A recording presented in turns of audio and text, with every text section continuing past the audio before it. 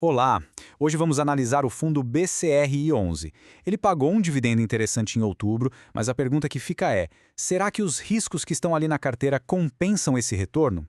É isso que a gente vai investigar. Vamos mergulhar nos números para entender a estratégia e a situação real desse fundo de papel. E só para deixar claro, toda essa nossa conversa aqui é baseada no relatório gerencial mais recente, tá? A gente está olhando para os dados de outubro de 2025, que foram publicados pela gestão agora em novembro. Então, vamos lá decifrar o que aconteceu nesse período. Para a gente organizar o raciocínio, nosso roteiro de hoje vai ser o seguinte. Primeiro, o desempenho do fundo em outubro. Depois, a gente entra na análise dos resultados, dá uma olhada profunda na carteira de ativos, avalia os riscos e a inadimplência, que é um ponto bem importante aqui, e para fechar a gente vê as movimentações e o que a gestão está falando sobre tudo isso. Então, vamos começar pelo começo, né? A performance. Quais foram os principais indicadores que marcaram o mês de outubro para este fundo? Bom, em outubro o rendimento distribuído foi de 92 centavos por cota. Esse foi o valor que caiu na conta de cada cotista, já livre de imposto de renda, referente aos resultados do mês. E esse valor se traduz em um dividend yield mensal de 1,44%, calculado com base no preço da cota no mercado. É basicamente uma fotografia do retorno que o fundo entregou no mês. Outro número que a gente sempre olha é o P sobre VP, ou seja, o preço da cota dividido pelo valor patrimonial dela. Em outubro, esse indicador fechou em 0,76. O que isso quer dizer na prática? Que a cota estava sendo negociada na bolsa com um desconto de 24% em relação ao que ela teoricamente vale. Agora, isso é uma oportunidade ou um sinal de alerta? É o que vamos tentar entender. E aqui um ponto fundamental. Estamos falando de um fundo de papel. Ele não é dono de prédios ou galpões. Ele investe em títulos de dívida imobiliária, os famosos CRIs. Por causa disso, aquelas métricas de fundos de tijolo, como vacância física ou localização, não se aplicam aqui. O risco, nesse caso, é outro, é o risco de crédito, ou seja, a capacidade que os devedores desses títulos têm de pagar o que devem. Ok, entendido isso, vamos agora olhar para os resultados financeiros. De onde veio o dinheiro e para onde ele foi em outubro. Vamos seguir esse fluxo. No total, as receitas do fundo em outubro somaram pouco mais de R$ 6.182.000. A grande fatia desse bolo, quase 5,6 milhões, veio do que realmente importa, juros e correção monetária dos CRIs da carteira. O restante veio de outros FIIs e de algumas aplicações de caixa.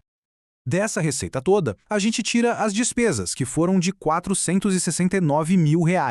O que sobra? O resultado líquido, o lucro do mês, que ficou em R$ 5.713.000. Só para ter uma ideia, essas despesas representaram cerca de 7,6% do total de receitas. E o valor que foi efetivamente distribuído aos cotistas foi de R$ 5.757.000. Opa, aqui tem um detalhe interessante.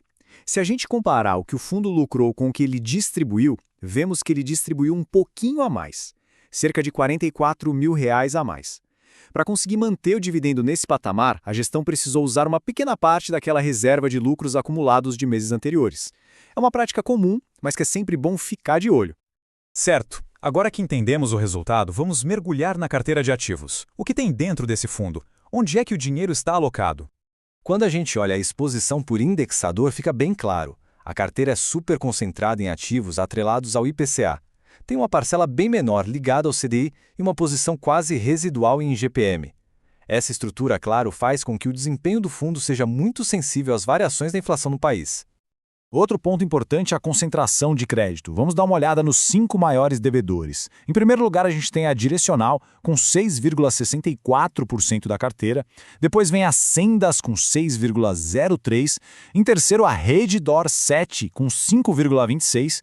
E fechando o top 5, Trisul, com 4,14% e Vila XP, com 3,44%. E não é só de CRI que vive o fundo. Ele também investe uma pequena parte do patrimônio em cotas de outros FIIs. As 3 maiores posições em outubro eram DEVA11, com 1,18% do portfólio, VCLH11, com 0,86% e o HCTR11, com 0,82%. É legal a gente entender também a estrutura de risco dos próprios CRIs. Pensa assim, eles são divididos em fatias de risco, as chamadas tranches. A sênior é a mais segura, a primeira a receber. A mezanino fica ali no meio, com o risco intermediário, e a subordinada é a última da fila, por isso tem um maior risco, mas também um maior potencial de retorno. O fundo tem ativos espalhados por diferentes tipos de tranches.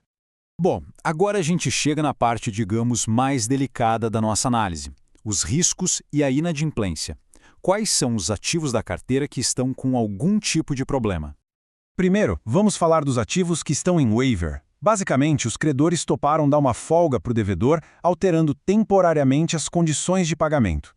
Nessa situação, a gente tem o CRI Circuito das Compras e o CRI UAM. Juntos, eles representam 4,10% da carteira. E agora sim, o ponto que exige mais atenção. O fundo tem 13,10% do portfólio em ativos que estão ou inadimplentes ou em processo de recuperação de crédito. Estamos falando de 8 operações diferentes, incluindo nomes como o CRI Correios e o CRI Pesa. É um percentual bem significativo, né? E isso, claro, pressiona os resultados. Beleza. Diante desse cenário todo, a pergunta é: o que a gestão está fazendo a respeito? Vamos ver agora as principais movimentações e o que o próprio gestor disse lá no relatório. E olha, o período foi bem movimentado. O grande destaque positivo foi a liquidação do CRI Termas São Pedro, que era um dos inadimplentes. O fundo recebeu quase 12,4 milhões de reais e ainda um prêmio. Uma ótima notícia. Além disso, a gestão alocou caixa num CRI novo, foi avisada que o CRI GPA vai ser recomprado em dezembro e ainda recuperou mais 1.260.000 do CRI Scanix. Sobre essa recompra do CRI GPA, o gestor foi bem claro, dizendo que vê a devolução do capital como uma oportunidade. O CRI tinha uma taxa de IPCA mais 4,5%, considerada baixa para os padrões atuais, e o plano é reinvestir esse recurso em operações com taxas mais atrativas. Então, para a gente resumir o mês, de um lado vemos uma gestão bem ativa recuperando crédito e reciclando o portfólio para buscar taxas melhores. Esse é o lado positivo. Por outro, o grande ponto de atenção continua sendo o risco. Se somarmos os ativos em waiver com os inadimplentes, temos mais de 17% da carteira em alguma situação especial de crédito. Não é pouca coisa. Antes da gente ir para a reflexão final, um recado rápido. Sua inscrição faz a diferença. Continue acompanhando nossas análises e contribua para que mais investidores tenham acesso a informações relevantes. E para fechar, fica uma reflexão. Com a gestão trabalhando ativamente para realocar o capital, saindo de CRIs mais antigos com taxas baixas, para entrar em novos com taxas mais altas, como isso pode impactar a performance do fundo daqui para frente? Será que essa estratégia de reciclagem vai ser suficiente para compensar o peso da alta inadimplência na carteira? É uma questão que só o tempo e os próximos relatórios vão responder.